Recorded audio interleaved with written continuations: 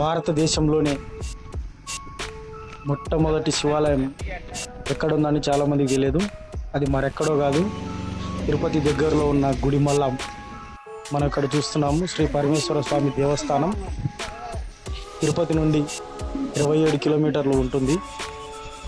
2600 సంవత్సరాల నాటి అతి ప్రాచీనమైన ప్రపంచ ప్రసిద్ధిగాంచిన ఆలయం నందు ఏకశిలపై త్రిమూర్తులు, బ్రహ్మ యక్షరూపం, విష్ణువు పరశురామ అవతారం, శివుడు పురుషలింగార ఆకారంతో స్వర్ణముఖి నది తీరాన వెలిసి ఉండటం ఆశ్చర్యం, అద్భుతం.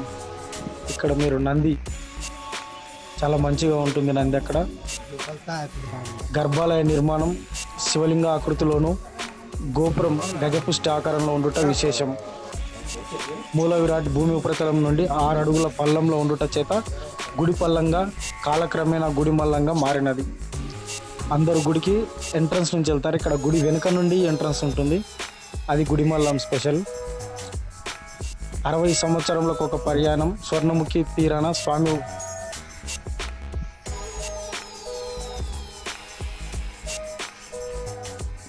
ఇక్కడ ఈ ప్రాంగణంలో శ్రీ ఆనందవల్లి పార్వతీదేవి, శ్రీవల్లి దేవసన సమేత సుబ్రహ్మణ్య స్వామి వారు. మీరు ఇక్కడ చూస్తున్నట్టు సుబ్రహ్మణ్య స్వామి వారి ఆలయం ఇది. 60 సంవత్సరంలోకి ఒక పర్యాయనం స్వర్ణముఖి తీర్థం స్వామివారిని తాకుతాయి. 2005 డిసెంబర్ 4వ తేదీన ఈ విధమైన నది జలం స్వామివారిని అభిషేకించినది. ఉత్తర రామాయణం నుండి దక్షిణాయానికి మారే దిశలో సూర్యకిరణాలు మూల విరాట్ని తాకుతాయి.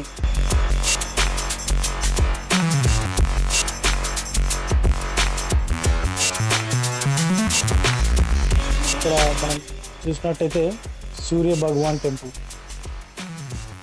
సూర్య భగవానుడు ఆలయం ఇచ్చట శోభాయనంగా పిలుస్తున్నది. భక్తుల కోరికలు తీర్చే ఆలయం పేరుందట చేత వివిధ రాష్ట్రాల నుంచి భక్తులు ఇచ్చేసి స్వామివారి కృపకు పాత్రలు అవుతున్నారు. ఇది క్రీస్తు పూర్వం 2వ శతాబ్దం కాలం నాటిదని చరిత్రకారులు అంటున్నారు. 1911లో గోపీనాథరావు అనే పురాతన శాస్త్రవేత్త సంవత్సరం పాటు పరిశోధించి ఈ శివలింగం ఉనికిని ప్రపంచానికి చాటాడు. ప్రపంచంలో ఎక్కడ లేని విధంగా పురుషాంగాన్ని పోలి ఉండే ఈ 7 అడుగుల శివలింగంపై ఒక చెత్తో పశువుని, మరో చెత్తో గుర్రాన్ని పట్టుకొని యక్షుని భుజాలపై నిలబడిన రుద్రాన్ని ప్రతిరూపాన్ని చెక్కారు. తలపాగా దోవతి ధరించిన ఈ రుద్రావస్థాధారని ఋగ్వేద కాలం నాటిదని శాస్త్రకారుల అంచనా. గుడిమల్లం ప్రత్యేకత. గుడిమల్లం శివాలయంలోని శివుడు పరమేశ్వరుడుగా పూజలు అందుకుంటున్నాడు. ఇక్కడ శివలింగానికి ఎంతో విశిష్టత ఉంది. ఈ ఆలయంలో గర్భాలయం అంతరాలయం ముఖమండపంల కన్నా లోతుగా ఉంటుంది. ఇక్కడ గర్భగృహంలో ప్రతిష్ఠించబడిన శివలింగం లింగ రూపంలో కాకుండా శివుడు మానవ రూపంలో మహావీరుడైన వేటగాని వలె ఉన్నాడు.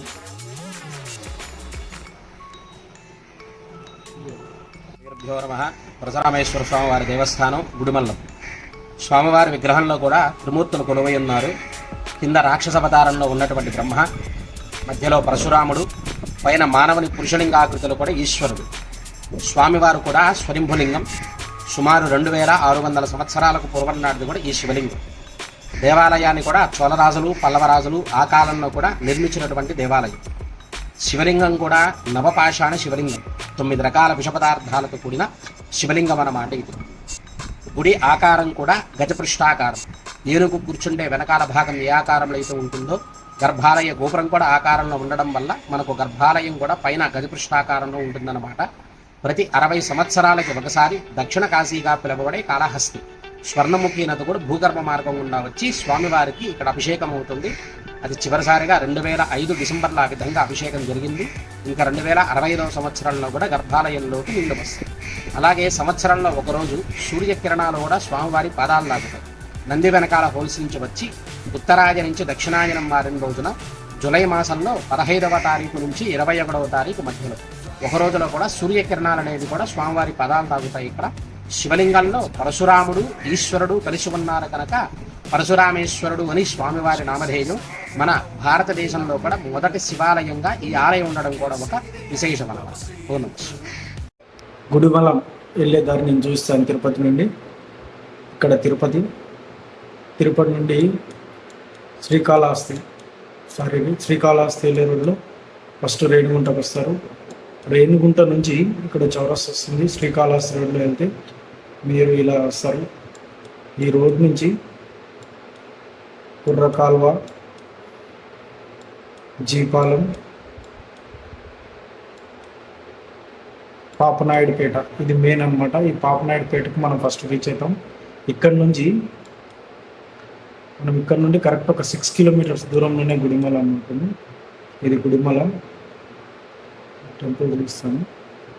గుడిమలం టెంపుల్ ఇక్కడ మనం విలేజ్లో ఎంట్రీ కాగానే ఇటు సైడ్ నుంచి వస్తాము. టెంపుల్ ఇక్కడ ఇటు side temple entrance, Gudimallam temple entrance ఇక్కడ ఉంటుంది.